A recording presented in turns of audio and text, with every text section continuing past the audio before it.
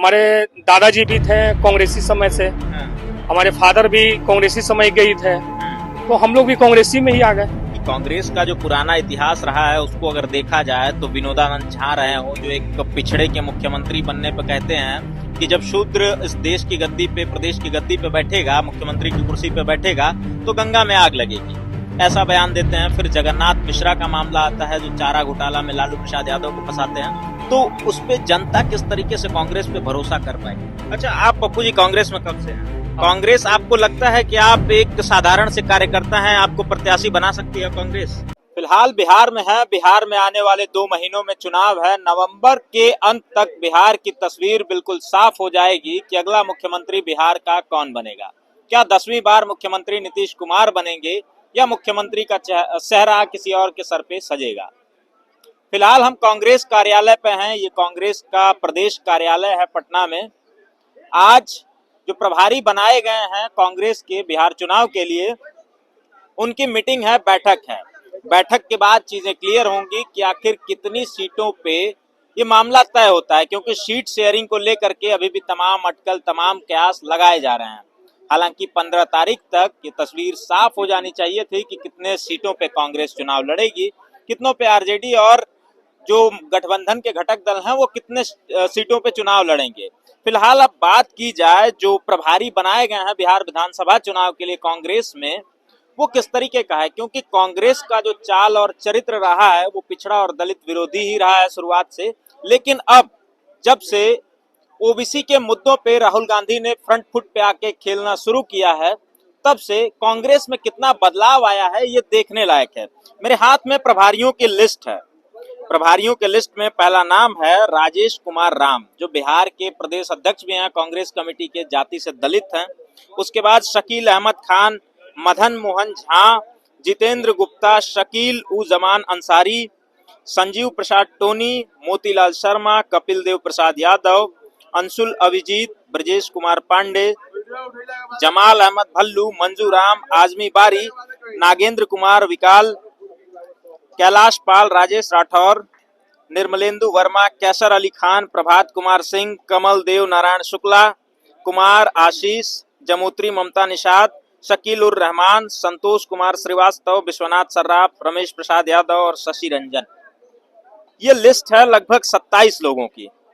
27 लोगों में से आपने नाम सुना। अब आगे श्री सुबोध मंडल, नदीम अख्तर अंसारी, नीतू निषाद, फौजिया राणा, रमाशंकर कुमार पान, उदय माझी, रेखा सोरेन, तारक चौधरी, विश्वनाथ बैथा, सुनील कुमार पटेल, साधना रजक, खुशबू कुमारी। ये 39 लोगों की लिस्ट है।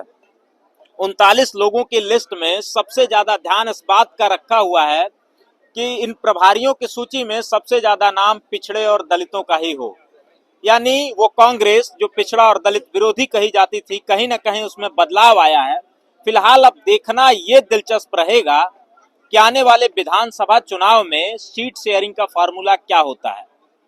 क्या सीट शेयरिंग के मामले में भी पिछड़े और दलित समाज के प्रत्याशियों को वरीयता दी जाएगी, या फिर वहां पे भी टिकट वितरण में सवर्ण समाज के ही लोग बैठाए जाएंगे, उन्हें ही टिकट दिया जाएगा, एमपी एमएलए बनाए जाएंगे।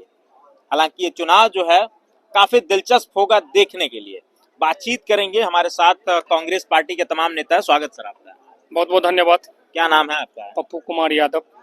यादव जी, क्या माहौल है सब इस बार कांग्रेस में? बहुत बढ़िया माहौल है। प्रभारियों की सूची जिस तरीके से आई है उससे तो लगता है कि इस बार पिछड़े और दलितों को मौका दिया जाएगा, जरूर दिया जाएगा। जरूर। इस बार जो राहुल गांधी जी ने जिसकी जितनी आबादी उसकी उतनी भागीदारी का जो नारा चला था, उसके हिसाब से वो अभी सबको लेके चल रहे हैं और आगे भी उम्मीद रखते हैं कि वो लेके चलेंगे। हालांकि कांग्रेस का जो पुराना इतिहास रहा है उसको अगर देखा जाए तो विनोदानंद झा रहे हो, जो एक पिछड़े के मुख्यमंत्री बनने पर कहते हैं कि जब शूद्र इस देश की गद्दी पे, प्रदेश की गद्दी पे बैठेगा, मुख्यमंत्री की कुर्सी पे बैठेगा तो गंगा में आग लगेगी, ऐसा बयान देते हैं। फिर जगन्नाथ मिश्रा का मामला आता है जो चारा घोटाला में लालू प्रसाद यादव को फंसाते हैं, तो उस पे जनता किस तरीके से कांग्रेस पे भरोसा कर पाएगी? अब वो पिछली बातें आप कांग्रेस को भूल जाइए। अभी जो कांग्रेस, जो हमारे जननायक राहुल गांधी जी जो लेके चल रहे हैं, वो इस बातें पे आ जाइए। अभी पीछे में क्या हुआ था क्या नहीं हुआ था, अभी वो सबके साथ में है, सबके विकास में है और सबके मजबूती के साथ में लेके चल भी रहे हैं और चलेंगे भी। ये नई कांग्रेस है, भरोसा किया जा सकता है? बिल्कुल नई कांग्रेस है। आप देख चुके हैं, ये 1990 की कांग्रेस अब शुरू हो गई है। बीच में ठीक है, बीच में क्या हुआ नहीं हुआ, बहुत तरह चीजें थी जो वो सीनियर लीडर लोग समझ रहे हैं, लेकिन ये बिल्कुल न्यू कांग्रेस है, बिल्कुल नए तरीके से, नए सुचारू रूप से वो चल रही है। अच्छा, आप पप्पू जी कांग्रेस में कब से हैं? हम तो मोटा मोटी हो गया 5.5 साल। 5.5 सालों से कांग्रेस में है। हाँ। कांग्रेस, आपको लगता है कि आप एक साधारण से कार्यकर्ता हैं, आपको प्रत्याशी बना सकती है कांग्रेस? आप पे भरोसा जताएगी? बिल्कुल जताएगी। पार्टी जब हमारा काम देखेगी, हम क्षेत्र में काम करेंगे, पार्टी के लिए काम करेंगे, तब तो हमारे पे विश्वास जताएगी। हमको तो सिर्फ कांग्रेस में खाली ज्वाइनिंग ले लेने से, कांग्रेस में कार्यालय ऑफिस में आने जाने से तो पार्टी नहीं विश्वास जगाएगी, वो काम पे जगाएगी। जब हम काम करेंगे तो हमको टिकट मिलेगी, काम नहीं करेंगे तो नहीं मिलेगी। अच्छा पप्पू जी, आप यादव हैं, यादव हो कि आरजेडी में क्यों नहीं है, कांग्रेस में ही क्यों है? आप देखिए ये सब आरजेडी में क्यों नहीं है, कांग्रेस में क्यों है, वैसा कुछ है नहीं। हमें मन, हमारे दादाजी भी थे कांग्रेसी समय से, हमारे फादर भी कांग्रेसी समय के ही थे, तो हम लोग भी कांग्रेसी में ही आ गए। अच्छा, तो मतलब आपके दादाजी ने, पिताजी ने पार्टी की सेवा की, टिकट किसी को मिला था कभी? नहीं नहीं, टिकट के फेर में वो कभी थे भी नहीं। वो सिर्फ सेवा के भाव से थे और सेवा के भाव से ही रह भी गए, वो कभी टिकट के फेर में थे भी नहीं। तो मतलब दादाजी ने आपके पार्टी की सेवा की है, मेहनत की है पार्टी संगठन में, आपके पिताजी ने की है। अब आपकी क्या आशाएं हैं? क्या आपको टिकट मिलना चाहिए? टिकट की उम्मीद आप करते हैं? आपको चुनाव वगैरह कुछ लड़ना है, महत्वाकांक्षा है ऐसी? पार्टी अगर हम पे उम्मीद करती है, अगर पार्टी को लगते हैं कि ये मेरा उम्मीदवार मजबूत है, वो अपना सर्वे करा रही है और वर्जर भेजे हुए हैं, गार्डिंग चल रही है, अगर उनको हर तरह से हम मजबूत साबित होंगे तो हमको टिकट मिलेगी। अच्छा ये बताइए, राहुल गांधी ने आज एक प्रेस कॉन्फ्रेंस की, प्रेस कॉन्फ्रेंस में उन्होंने साफ और सीधे तौर पे मुख्य चुनाव आयुक्त ज्ञानेश कुमार पे निशाना साधते हुए कहा कि ज्ञानेश कुमार वोट चोरों को बचा रहे हैं। किसको बचा रहे हैं ज्ञानेश कुमार? वोट चोर है कौन आखिर में? वोट चोर, देखिए पहले तो ये राहुल गांधी जी जो हमारे बात कहें कि वोट चोरों को बचा रहे हैं, तो बिल्कुल सत्य बात बोले हैं। वोट चोरों को तो बचा ही रहे हैं ना ज्ञानेश्वर जी, वो अपने सहयोगी दल को बचा रहे हैं। सहयोगी दल, वो तो एक स्वतंत्र बॉडी है ना, चुनाव आयोग के मुख्य चुनाव आयुक्त हैं वो। स्वतंत्र बॉडी पहले थे, अब नहीं है। अब ये दो आदमी मिलकर ही निर्णय ले लिया करते हैं, वो दोनों आदमी। चीफ जस्टिस को उसमें से हटा दिया गया है। चीफ जस्टिस को हटा दिया गया है। जो लोग चुनाव करते थे, मुख्य चुनाव आयुक्त का चुनाव करते थे, उसमें से चीफ जस्टिस जो भारत के होते थे उनको हटा दिया गया है। जी जी, ठीक है। अब बचे हैं दो, तो भाई दो तो दोनों भाजपा के ही है, तो कहाँ है चुनाव आयोग? तो बस भाजपा के ही है, आम जनता के लिए तो है नहीं। पब्लिक तो भाई चुनाव आयोग पे भरोसा करती थी, लेकिन वो चुनाव आयोग आज भाजपा की हो गई है। जी, और बातचीत करें। क्या नाम हुआ आपका? मेरा नाम शिवनीति सिंह पटेल। अच्छा पटेल जी, क्या लगता है कांग्रेस पुरानी कांग्रेस है या कुछ बदलाव आ गया है? देखिए कुछ गड़बड़ी तो हुई पहले, अब जो भी कारण रहा हो, पर अब राहुल जी बहुत इस पर ध्यान दिए हैं, बहुत वो सोच विचार करके सब कुछ कर रहे हैं। अच्छा, बिहार में एक लंबे समय से सत्ता से दूर कांग्रेस रही है, कहीं ना कहीं ये पिछड़ों और दलितों की अनदेखी जो हुई यहाँ पे, वो सबसे बड़ा कारण माना जाता है।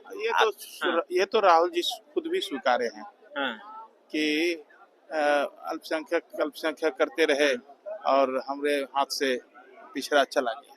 अच्छा ये बताइए, अब जिस पिच पे खड़े हो के राहुल गांधी चौका और छक्का लगाने की बात कर रहे हैं, आप लोग भरोसा कर पाएंगे? पूरा भरोसा कर रहे हैं। देखिए इस समय राहुल जी प्रभारी बना करके कृष्णा लावरो को भेजे हैं और बड़ी बारीकी से वो सब पर देख रहे हैं, सभी विधानसभा क्षेत्र पर देख रहे हैं। हमारे खगड़िया में 4 विधानसभा सीट है, वहाँ पे 2 पर कांग्रेस लड़ी है और 1 पर जीता है, 1 पर मतलब सेकंड रहा है। तो सब जगह उनकी दावेदारी है और हम लोग कांग्रेसी हैं, 30 वर्ष से कांग्रेस में है और हम लोग कुर्मी समाज से हैं। तो उनका नीतीश कुमार क्यों नहीं, क्यों कांग्रेस? ये नीतीश कुमार लाचार के मुख्यमंत्री हैं, हाँ, लाचार के, इस बात को लाचारी में बने हाँ, हैं। लाचारी में बने हुए हैं। हाँ, ये मने सब तरह से लाचारी, हाँ, इधर से लाचारी, उधर से लाचारी, हाँ, लाचारी मुख्यमंत्री है, हाँ, समझे। आखिर जो पिछड़ा समाज है वो नया तलाश रहा है।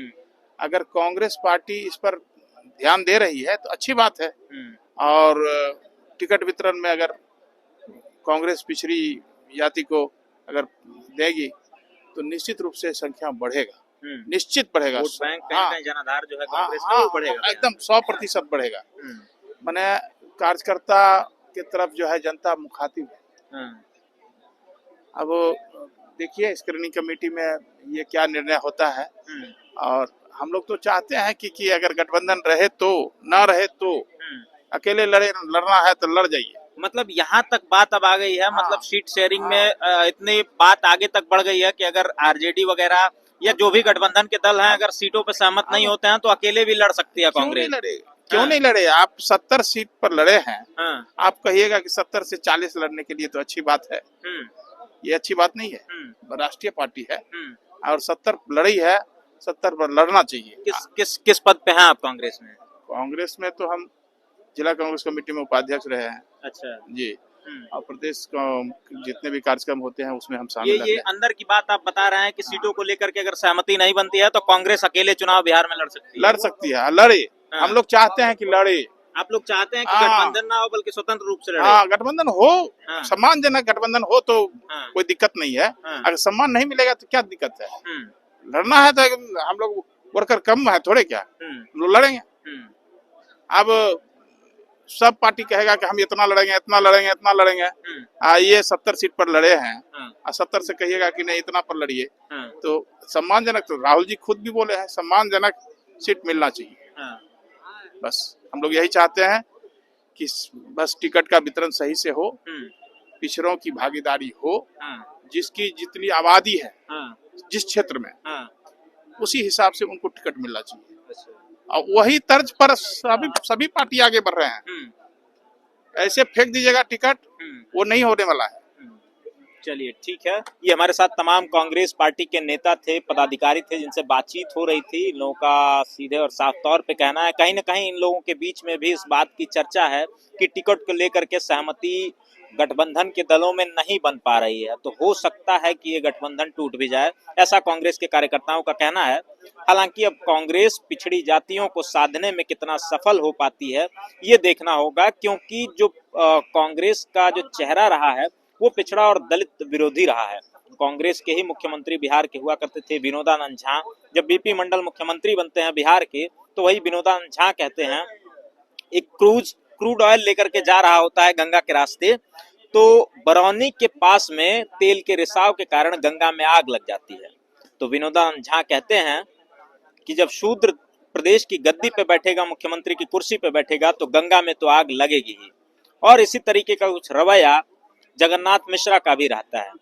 जगन्नाथ मिश्रा जब मुख्यमंत्री थे बिहार के, उनके शासनकाल में चारा घोटाला होता है जिसको उजागर लालू प्रसाद यादव करते हैं, लेकिन उसमें विक्टिम लालू प्रसाद यादव को ही बना दिया जाता है। तो अब जो बात कांग्रेस के राहुल गांधी कह रहे हैं, देखना होगा कि उसे कितना चरितार्थ कर पाते हैं। फिलहाल हम जल्द ही मिलते हैं आपको अगली वीडियो में। हम यहाँ बिहार की ग्राउंड रिपोर्ट जो है वो लगातार दिखाते रहेंगे। बने रहिए हमारे साथ, जल्दी मिलेंगे अगली वीडियो में। तब तक के लिए नमस्कार, जोहार।